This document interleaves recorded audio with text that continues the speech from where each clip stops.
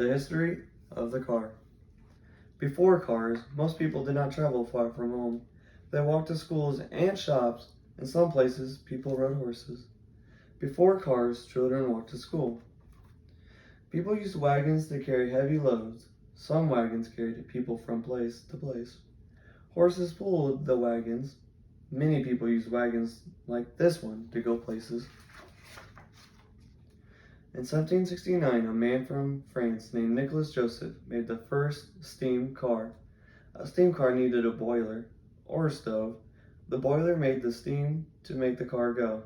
The boiler made the steam car heavy. Nicholas Joseph's steam car was slow. Inventors made better steam cars. Some were very fast, but most people decided that steam cars were too heavy to use every day. The Stanley brothers of the United States made this steam car.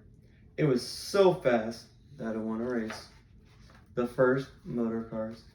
In 1885, Carl Benz, who was from Germany, made the first motor car. His car had an engine that used gasoline instead of steam. Benz motor car was only went as fast as a bicycle. Carl Benz motor car had 3 wheels instead of 4. Daimler, who was also from Germany, made a better gasoline engine. First, he put it on a bicycle to make the first motorcycle. Later on, he put it in a car. In 1886, Daimler built a car with 4 wheels, making and selling cars. Charles and Frank began work as bike makers in the United States. In 1893, they built their first car. They began to sell cars to other people in 1896. Soon, companies in the United States, England, France, Germany, and Italy began making cars to sell. At first, not many people bought cars. Cars cost a lot of money, and they were noisy. But soon, many people wanted cars. By 1900, there were 8,000 cars driving on roads in the United States. These cars all parked in front of a hotel. Henry Ford's Model T. In 1903, Henry Ford began the Ford Motor Company in the United States. Ford made a car called the Model T. It seemed as if everyone wanted a Model T.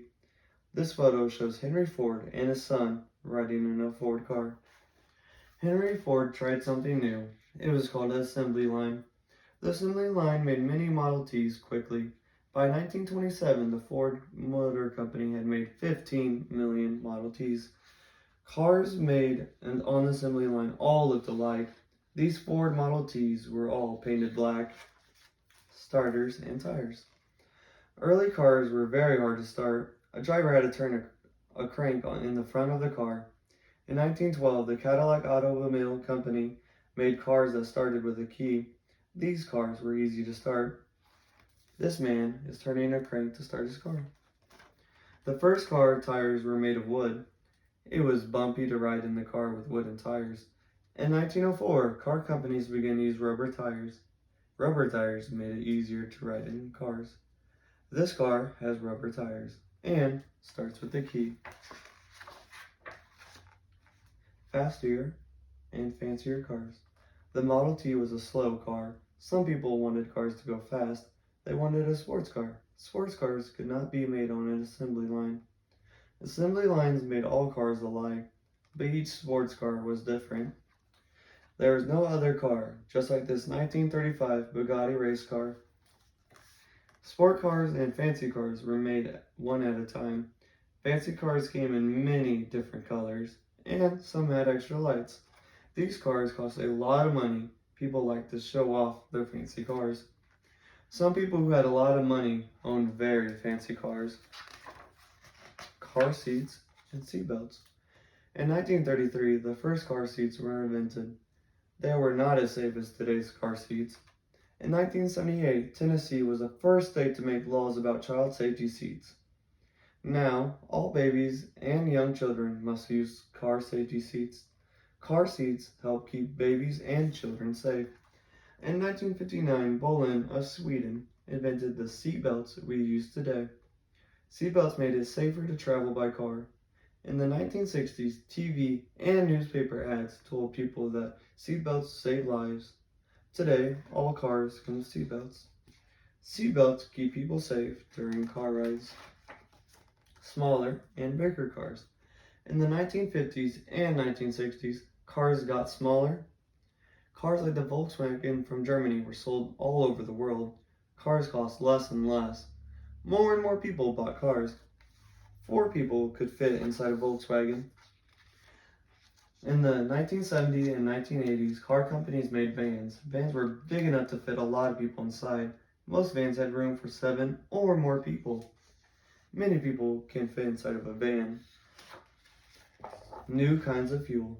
The first cars used gasoline, also called gas, to run their engines. Most cars still do. Gasoline costs a lot of money. It makes the air dirty.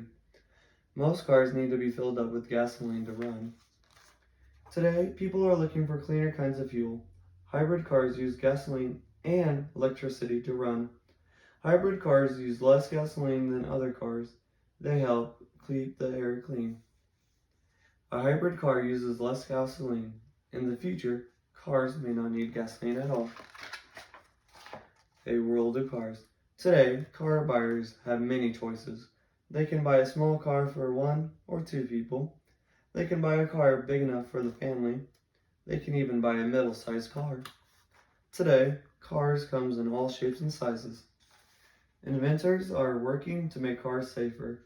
The cars of the future will have automatic brakes that stop the car before an accident. In the future, cars will even be safer than they are today. These crash dummies help inventors test new ideas for making cars safer. How cars change life. Today, cars take us many places. We ride in cars to schools and shops. Very few people ride horses to travel. Cars are used to carry many things, such as food from the grocery store. People travel far from home thanks to cars. We no longer have to stay near home. Cars take us places we have never been before. Cars have changed the way we live. Today, cars help people travel to many different places. Here's the timeline, and here's a world map activity.